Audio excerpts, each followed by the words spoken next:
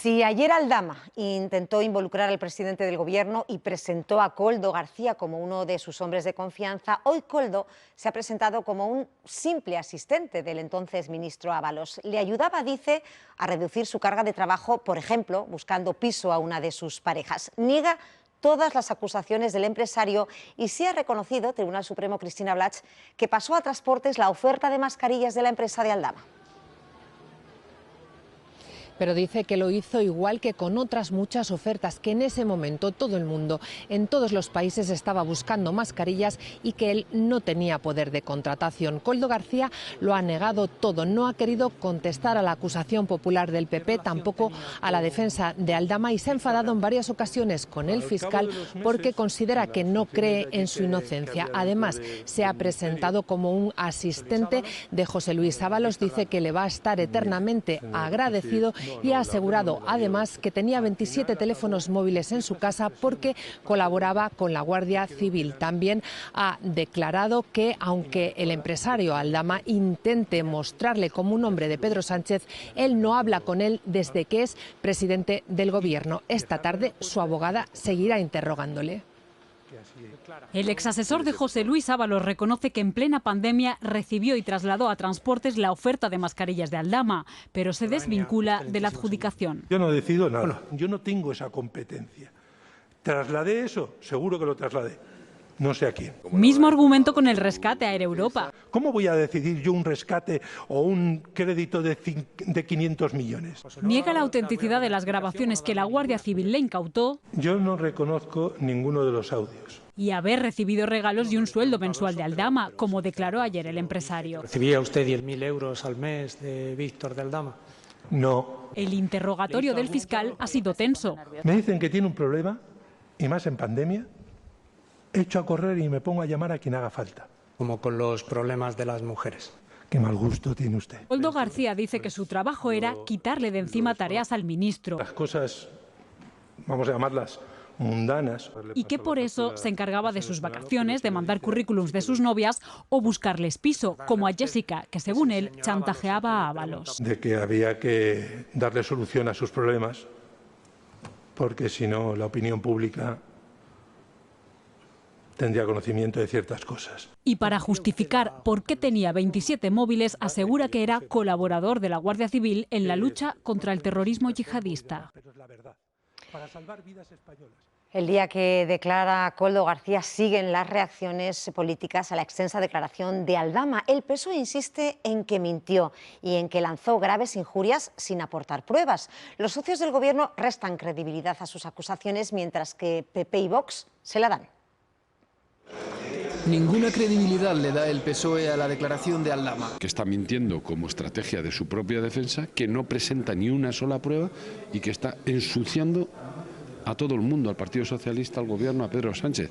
Es que ¿por qué le damos pábulo a este personaje? Los socios del Gobierno tampoco se creen al presunto comisionista. Es evidente que no hay ninguna prueba que lo sustente, que se está intentando tapar el juicio de la Kitchen. Entiendo que tiene pruebas. Que las aporte. No las ha presentado, por lo menos.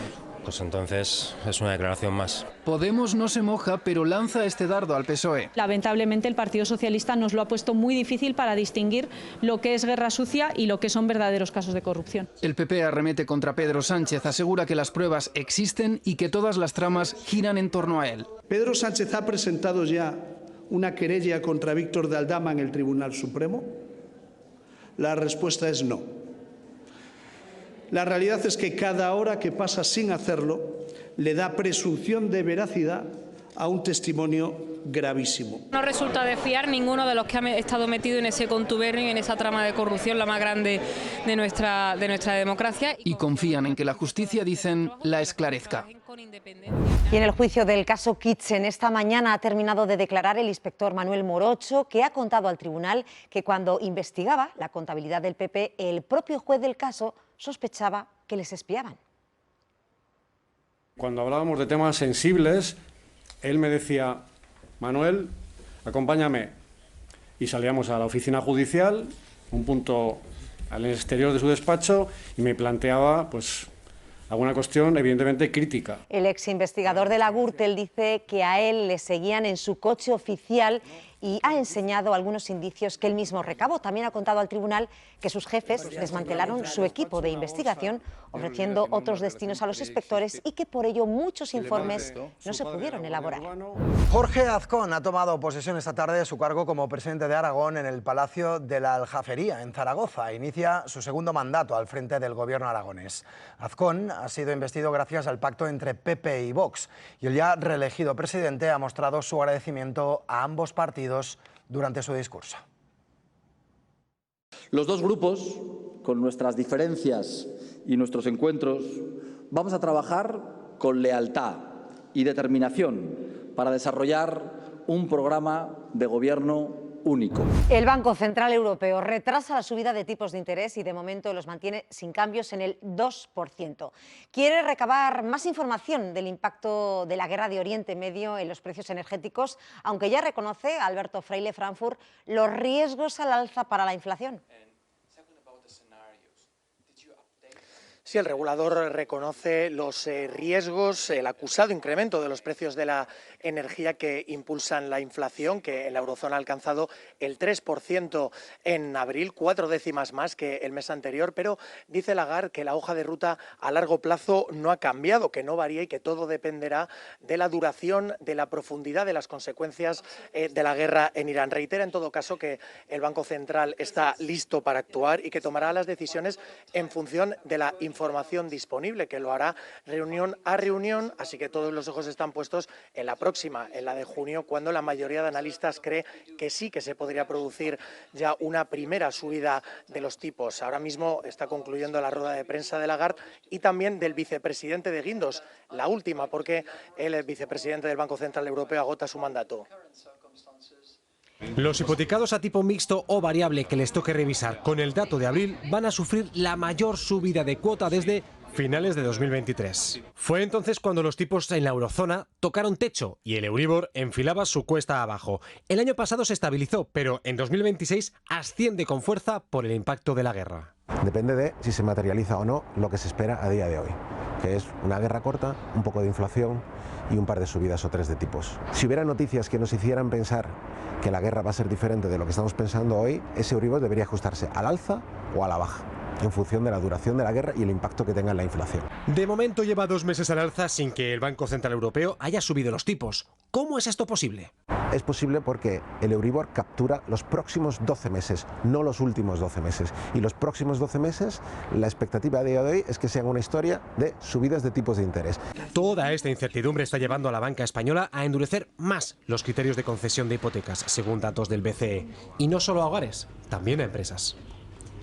Esta casa Radio Televisión Española se ha sumado a la petición que hacen hoy a Israel prestigiosos medios internacionales para que deje entrar en la Franja de Gaza a los periodistas de otras partes del mundo.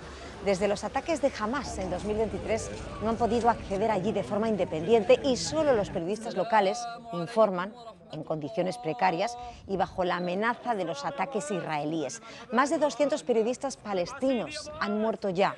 En un comunicado, los medios instan a que Israel levante esta prohibición de inmediato. Gaza es lo que Reporteros Sin Fronteras llama un agujero informativo provocado por el bloqueo de Israel.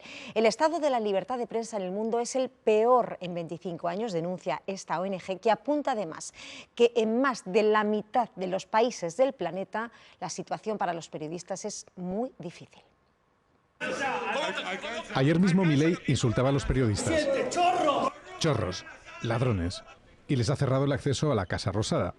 El presidente de Argentina es lo que Reporteros Sin Fronteras llama un depredador de la libertad de prensa, en la estela de Trump. Las medidas contra la prensa se exportan, sirve de inspiración y hace que democracias que estaban más o menos consolidadas se transformen en democracias iliberales. Sois gente horrible, le dijo a su última entrevistadora el presidente de Estados Unidos porque no le había gustado la pregunta. Trump se ceba con las periodistas. Hay un sesgo machista en la persecución a los periodistas. Siempre son las mujeres periodistas las que más pagan la violencia física, pero también la violencia digital, lo cual es preocupante porque es una profesión cada vez más eminentemente femenina. La ofensiva de gobiernos, partidos y empresas contra la libertad de prensa es global, denuncia Reporteros Sin Fronteras, y tiene consecuencias. Ya menos de la mitad de los espectadores se cree a los medios de comunicación convencionales, según el Instituto Reuters, frente al ascenso de comunicadores supuestamente independientes en redes sociales. España cae 6 puestos, hasta el 29, en la lista de Reporteros sin Fronteras. Lo achaca a la precariedad, el lawfare, la politización de los medios, incluidos los públicos, y al aumento de la violencia contra periodistas, como en todo el mundo, especialmente contra las mujeres.